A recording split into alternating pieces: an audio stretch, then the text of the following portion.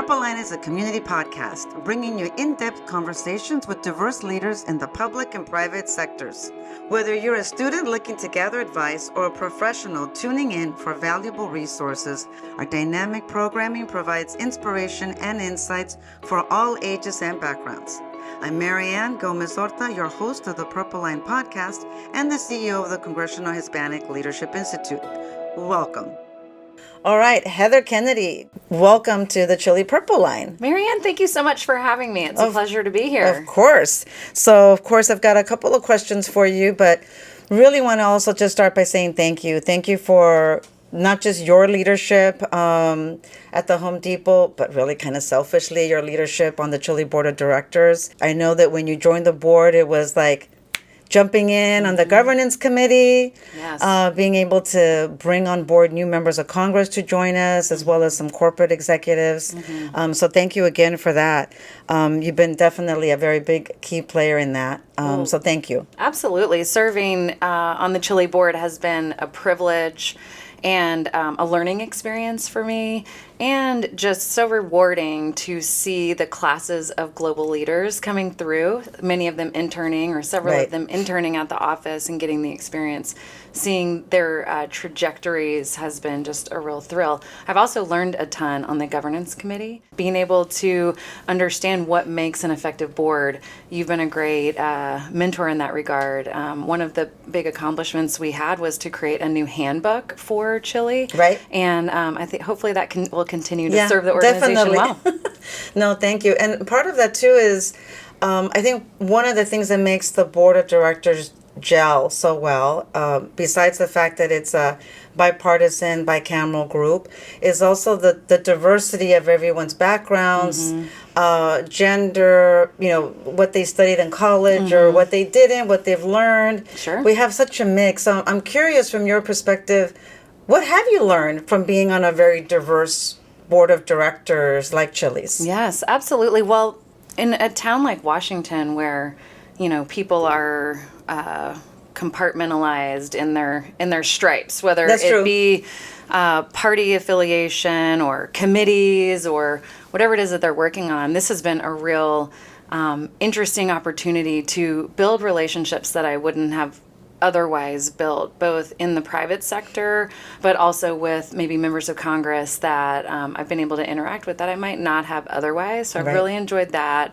Really enjoyed helping to understand and work on the programming that has made Chile a respected voice in town, whether it's the trade symposium or the tech talks or seeing those types of elements come together. Yeah. And as I mentioned on the governance committee, trying to recruit and attract the type of board members that will specialize in those areas. So, and really be able to bring the content across industries. So one thing that we've worked on, as you know, Marianne, is trying to make sure we have a diverse group of industries represented. Right. Not over-indexed on energy or retail or Right. something like that, but really make sure that we have industries covered. And so I've learned from that, that really, bringing together that diverse group helps us to create fantastic brand awareness, be relevant to different communities across town,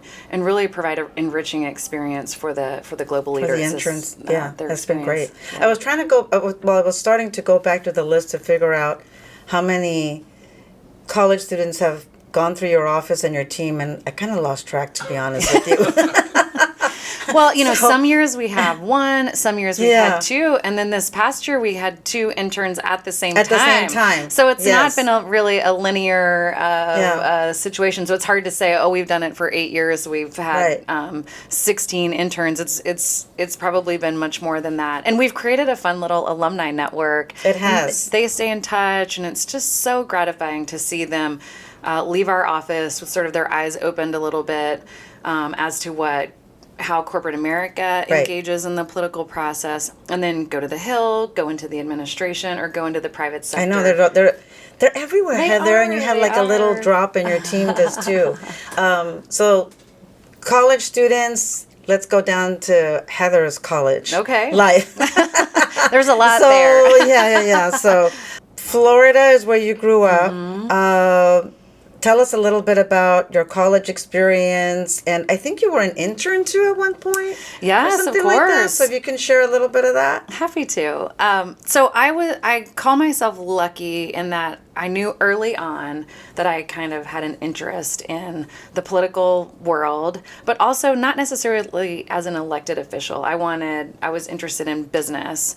My dad worked at Lockheed Martin. They were working on the space program. I grew up on the Space Coast, kind of in a small town. Got to be a page in the Florida House in the Florida legislature my senior year of high school. And in high school? Yes. Wow, that's pretty cool. Got bitten by this political bug that I continue to feed even today. Yeah. So I actually chose to go to Florida State because, well, number one, it was in-state, so it was, my parents were happy about that. Like you can pick anywhere you want, but it has to be in Florida, right? It has to be in Florida. Yeah. And I had ventured out to UCLA, UNC Chapel Hill. My dream school was Georgetown. But I chose Florida State for the in-state, but also because it was in the state capital. And I just sort of foresaw that I would have the opportunity after paging in the legislature that, this would be a place I could sort of spend my internships. And so when I got there, I immediately tried to locate opportunities to work there. I got lucky in that I pledged a sorority. Okay. One of the advisors of the sorority had her own lobbying firm that she told us about at a chapter meeting. I ran up to her after and said, "Please let me come intern for you." I must do this. And 4 years of school there, I interned. My freshman year, I did spring break and the whole thing. Every year after my freshman year, I gave up my spring breaks because they were during the state legislative session. And I worked there 80 hours a week during those weeks. So I was probably a little less fun in that period of time, but man, did I have fun working there and just soaking it all in. Wow. So where did you get that little bug? I mean, high school, obviously, but was it something your parents did, or was it just kind of being where you grew up? What was that little spark? You know what, Marianne? I really don't know. I mean, we didn't really talk about politics around the dinner table. My parents weren't particularly involved. I mean, in politics. I was president of the class and just had this sort of natural interest maybe in civics that I can't really pinpoint to something in particular of what was the inspiration, but I remember a kid, just the politics was on in the background, right? And I don't know, I just kind of that's pretty cool. Found an interest in it. Yeah. Well, and just the one of the things that we talk about with interns and that you've seen as well when they intern in your office and with your team is it's not just the confidence, but there's also like this combination of like having agency and having that grit. That's right. And it sounds like you were able to kind of capture that agency for yourself at a young age, which is beautiful to see. And thank you for also sharing that because I think the majority of the interns that we've had in your office have also been young women. Yes. And that's also wonderful for them to see you in this role. So share with us a little bit how we went from being, 80 hours a week as an intern or page, and then now the journey, which is very unique, at the Home Depot for, I don't know, is it now 24 years, 25 years, something like that? Almost 23. 23? This year, which is crazy. It's a number I would have never fathomed hitting, but I got lucky. Well, from Florida State, if I could rewind the tape on my career, I would have come straight to Washington and probably jumped on the more traditional path that a lobbyist or head of office takes, which is, work on Capitol Hill. On the Hill for a little bit, find your interests, jump off into the private sector.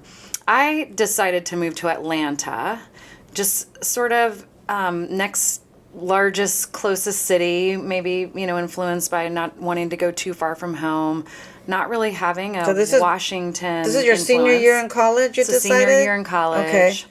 So after your parents said you can go to college anywhere here in the States, you decide your senior year, I'm graduating. Yes. That means I can leave the state. Yes, I can go over the border Just to the a little next state. bit. Just a little bit. Just a little bit. Just a few drive. Short drive. And That's it's hilarious. interesting, we're not homebodies by any stretch. My brother at the time was living in Los Angeles. So I took a cross-country trip with a friend, and we ended up in LA. And when we left Atlanta, I had dropped off some resumes. And this was back when you would drop off like a You had to actually go somewhere. With a folder Yes. and your contact information, and you dropped it off. And On I that did this. really nice linen paper, Yes, the linen paper. right? And the yeah, cover kind of cream letter. colored. Yes. Wow. Totally. Yes. So this is the phase where I dropped it off at several different companies. And when we reached LA, I got a phone call from a company in Atlanta saying, man, love that you dropped off this resume. So impressive. We, interviewed. I interviewed when I was in LA.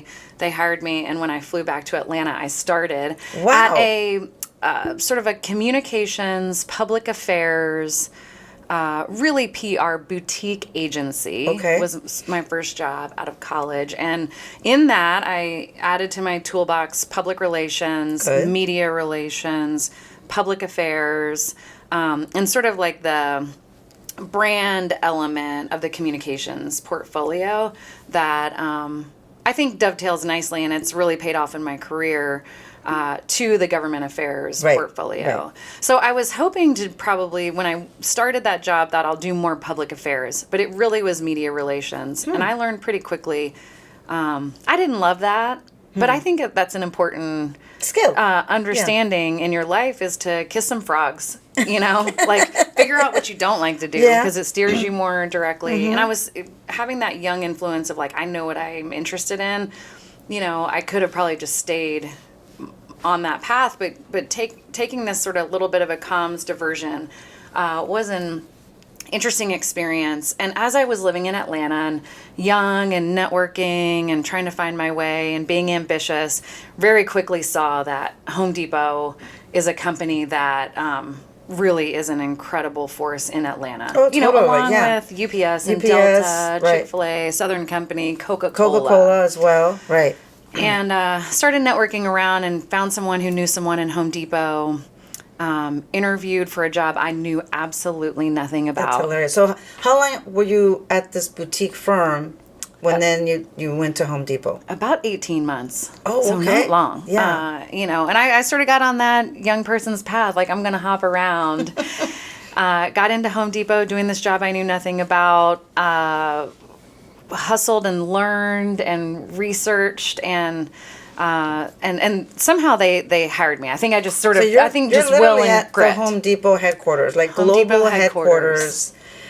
Yes. 2 years out of graduating. Yes, 23 Wow, years that's awesome. old. So I've just shared with everyone my age now, which is just fine. But I mean, young buck, I knew nothing. And Home Depot, I jumped in there and it's such a massive organization. Yeah. And even then, at that time we were in the phase of opening stores. And so there was a lot to do sort of politically and community with communications. And I just jumped right in and it has been a ride of a lifetime of a career. So one of the things that comes up when we talk to not so much current interns, but alumni, is trying to find a mentor or a sponsor. So, being at Home Depot for the number of years that you have, were there specific people at Home Depot that, really said, hey, Heather, you could do this, or, try to help you out? Or were there people along the way? And if you want, go ahead and thank them here. Yes, absolutely. Well, the person who hired me into my job retired from the company 3 months after hiring me. Oh my gosh. So that was a scary, quick situation, being young, like, oh, this person that hired me is now leaving. Oh my gosh, what does this mean for me? Do I get to stay? Yeah, or am I not? staying? What? But there was another person on the team. Her name is Joanne Chesler. Okay. And she had been with Home Depot 10 years. And at in my 23-year-old mind, that was a lifetime, right? That was so long. Like, oh my gosh, 10 years. Yeah, like, exactly. Wow. I was only going to be here for 2, and you've been here already 10. You've been here 10. Yeah. And so she really had a grasp of how the corporation worked, how the internal, all the stuff that's not in an organizational handbook, right? Exactly. Exactly. No, thank you, Marianne. Yes. That's exactly right. Yeah. She helped me to sort of see how you get things done, particularly in government relations where there's not a formula for it. I can teach you accounting and tell you this is exactly how you need to do it. Right. I can teach you merchandising and this is how you have to do it. Government affairs is an art. There's certainly some science to it, but the relationship building element, Right. I really learned from her a lot. She stayed for a period of time, and then also Home Depot has a lot of really terrific just ongoing education programs, which I've benefited from. Okay. Absolutely. And so it's been an interesting learning path for me as well, being trying to grow a network outside of the company too, sort of within the industry. Right. So I started in Atlanta in 2001. In 2005, Home Depot moved me and my husband to Washington to work out of the office here in D.C. So did you meet your husband in Atlanta or in Florida? Met him in Atlanta. Okay. He was my upstairs neighbor in our apartment complex, Marianne. And I love and it. so your parents are like, okay, you move away. Yeah. You got you're at a headquarters for a global company. That's and right. You're dating a guy in the building. That's right. Yeah, okay. That's right. So we got married in July. Home Depot moved us in December to Washington, the year that we got married. Wow. So that was 2004, 21 For years better ago or for now. worse, here we go. To another right. state. Oh That's my goodness. Right. And so he was up for the adventure, and we've now been here quite a while and call this home. Now have 2 daughters who are Awesome. in high school, which I can't believe, and trying to figure out their path as well. Yeah, no kidding. Yeah. So a couple of things that you mentioned is in terms of that path. So why you? What do you think it was at the Home Depot at the time that they said, okay, Heather, we're sending you off to Washington? Mm-hmm. What was that? Was that how you evolved with the organization, what you contributed, the accomplishments, all of that? But at the same time, there's got to be something else. Like, what do you think it was? Sure. During that time? Well, I think at that time, the company's mindset was we need to grow our presence in Washington. And so the vice president who had hired me on and then retired was commuting back and forth to DC. Oh, so okay. When they decided to open the office, they were sort of trying to get our presence built up here.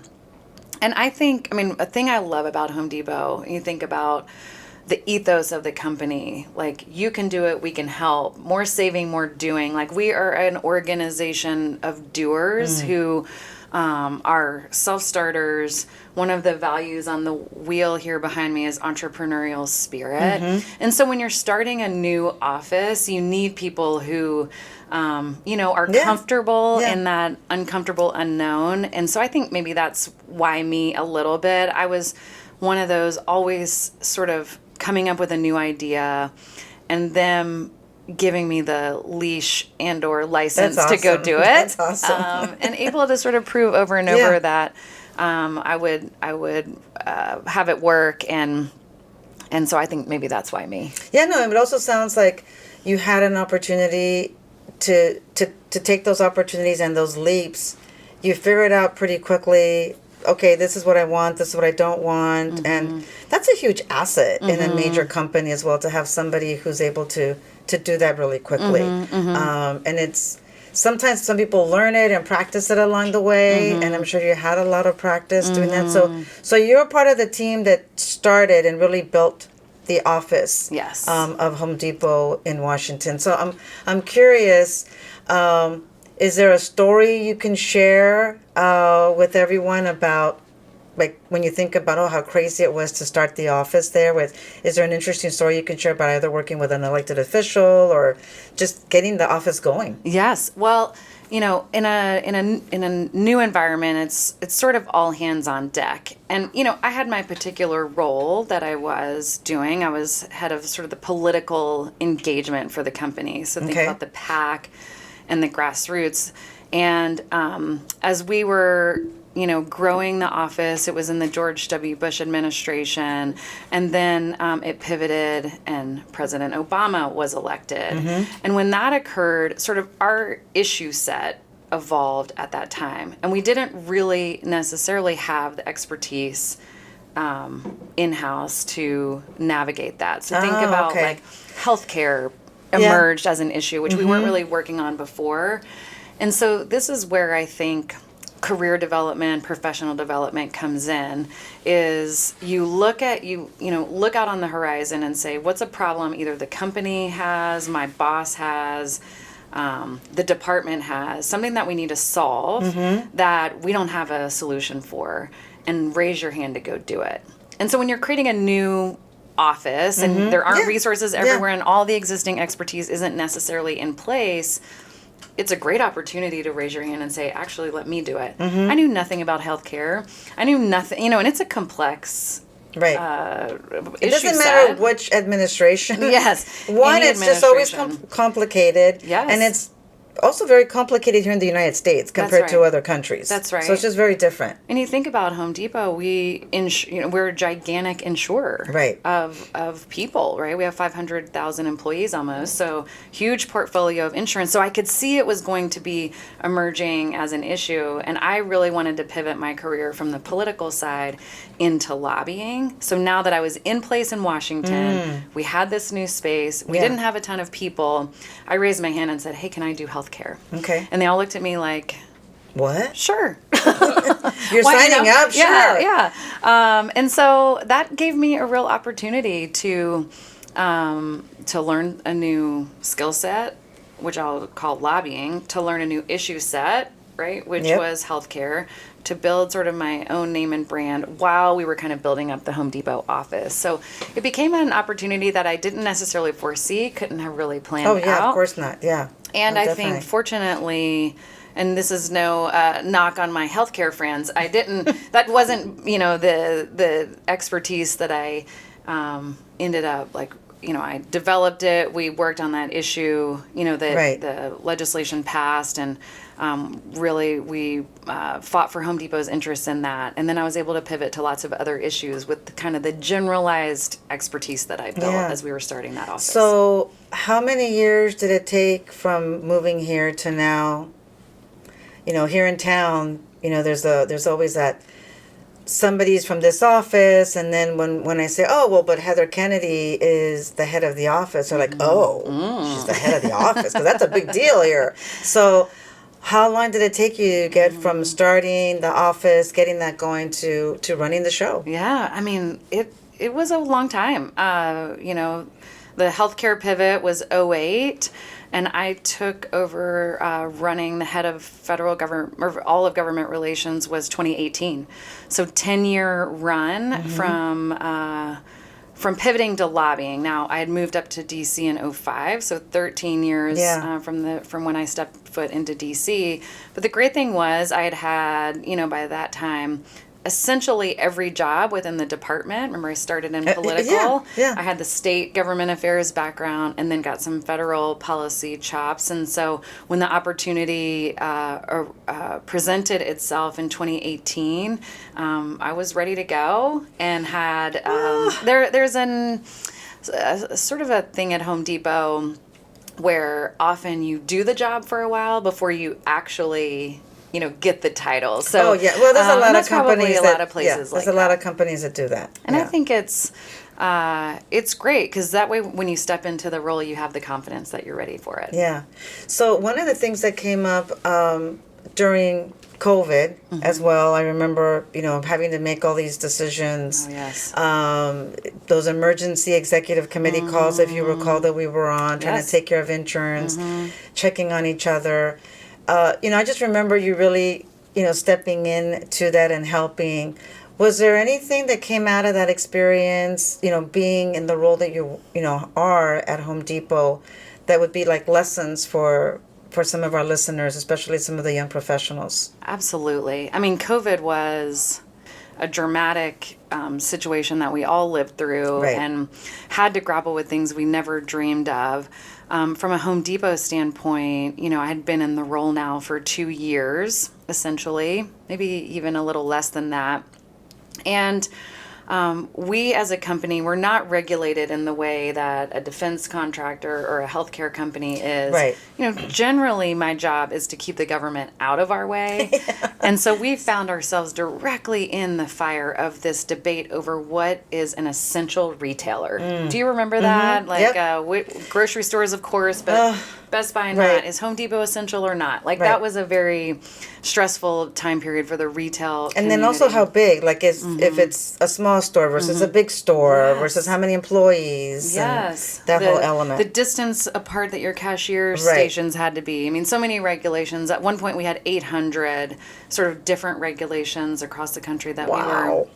trying to navigate. So the lesson here is, particularly in an unprecedented scenario, going back to that, looking for voids, looking for places that are untapped. Okay. Like I saw quickly, and, March 19th, they're starting to shut down stores, Right. and there was this spread across the country of what are we doing.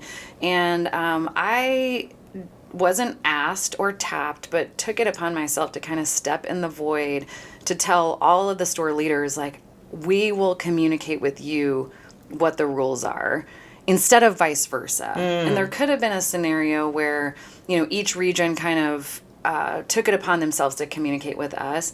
But we were able to really sort of grab the baton and create a source of truth. And I just use this as an example. It was a calming force in the company at that time, in a very, tumultuous, scary moment where we didn't know if we would be able to be open Yeah. or not, and we would be able to meet payroll or not. Those types of like existential questions. So the lesson for interns and people trying to build a career, and it goes back to that healthcare example too. Like, find the void. Where is Okay. it that there is a problem that either there's not the staff or the expertise to solve, and put yourself in that spot and try to either help someone with the expertise do it, or create the expertise yourself Yeah. and go do it. Wow, that's awesome. So Heather, one of the things that has come up, we've talked about a little bit, obviously, with the internships and with you serving also as a page and in that career, education, continuing learning. I remember trying to schedule a meeting we were scheduling our usual meeting in Miami, and as the chair of governance, and you're like, Marion, I can't be there because I have class. I'm like, class? What are you doing? And I guess it was an MBA, and at Georgetown, which, if I recall, was on your list before of universities. So share with us why.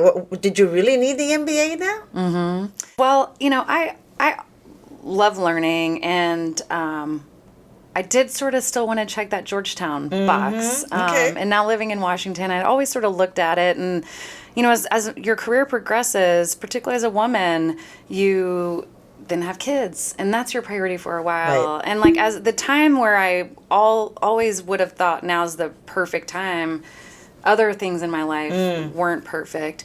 And then I became an officer of the company, and I was sitting in meetings, listening to these executives speak in language that I didn't really fully understand, at least to the level that I felt like Right. I should and I felt comfortable with. So you're Right. talking accounting, corporate finance, statistics, these types of subjects that, while I was a business management major, it's been 20 Oh, years, yeah, I kind of, didn't focus my attention on those classes.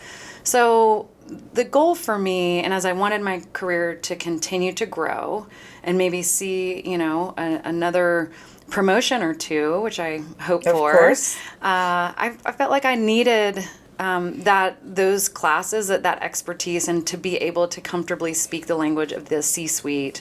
And so that's what motivated me to do it.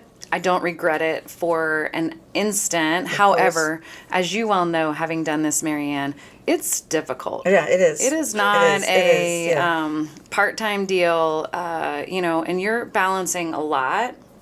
So I would never advise someone wait 20 years to go do No, it. I know. I did. Yeah, I but didn't wait 20 years, but it was the same kind of thing for me. I mean, I didn't major in business like you did. I majored in communications because I wanted to avoid the accounting class, big time. And I did until later on when I'm in marketing at McDonald's, and I realized, okay, so I get the basics, but to really start doing even more, I got to take an accounting class. Yeah. I'll say one cool thing that happened. I've got high school age daughters, and we were sitting at the table all doing homework together. Oh my gosh. And so I think for me, being able to sort of pass that along, and I would just tell young people, like, the education journey, should never end.